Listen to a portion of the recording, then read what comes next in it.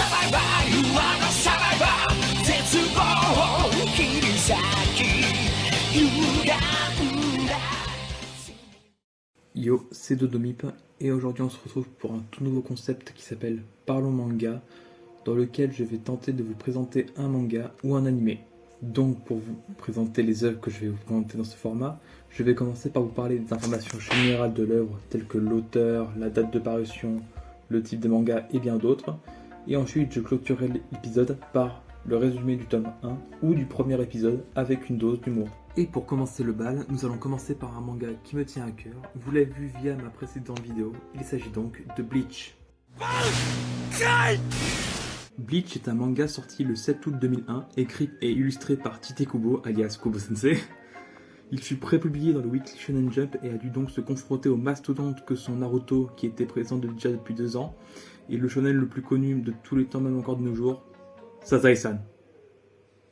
Non, je déconne, bien sûr, on parle de One Piece. Par contre, on rigole, mais Sazae-san a bien plus d'épisodes que One Piece. Bref.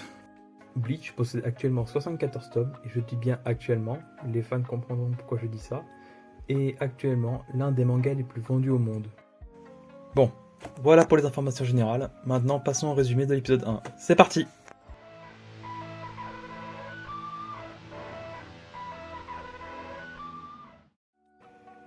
Nous découvrons Ichigo Kurosaki, jeune collégien de 15 ans dont le passe-temps en dehors des cours n'est pas de jouer à Fortnite, mais bien de défoncer la gueule à la racaille du quartier tel un CRS. En fait, Ichigo peut voir les fantômes depuis sa tendre enfance, tel le gamin de 6ème sens. Je vois des gens qui sont morts. Bref, après cette bagarre, Ichigo rentre chez lui, et son père nous fait directement comprendre quel genre d'éducation il inculque à son fils. Tombé par terre. On avait dit 19h, pas 19h30. T'as loupé ma barre, enculé.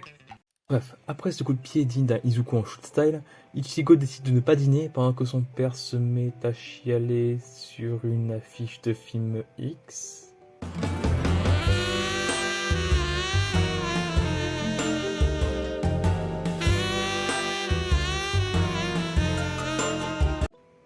Non, en fait, c'est la daronne qui est morte depuis belle lurette. Le lendemain matin, la télé annonce qu'une rue a été saccagée on ne sait comment et la petite fille fantôme sauvée par Ichigo la veille durant la bagarre a disparu. Ichigo part donc en cours quand tout à coup, sur le chemin de l'école, une bête immense est en train de détruire le quartier. Laisse-moi deviner.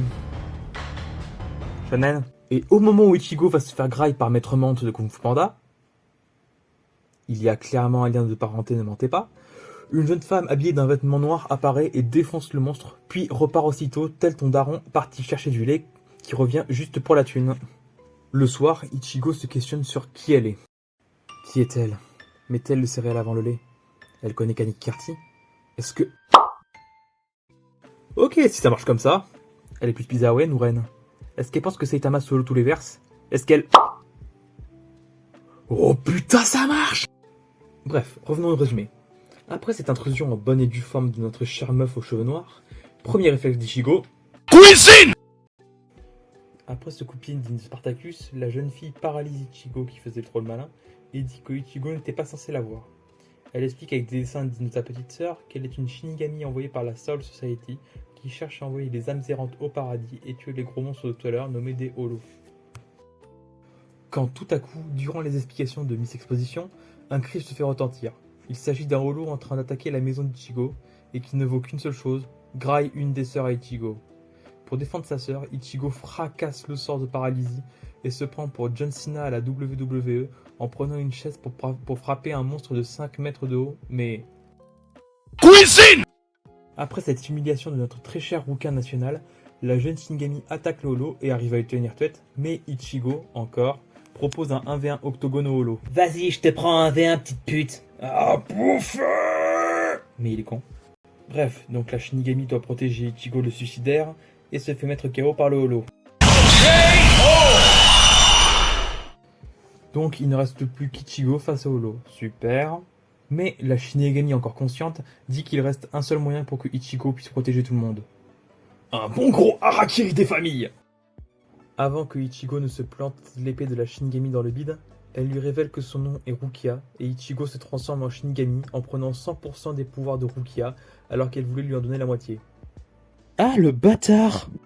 Et l'épisode se termine sur Ichigo venant de fracasser le holo et ayant débloqué des pouvoirs de Shinigami.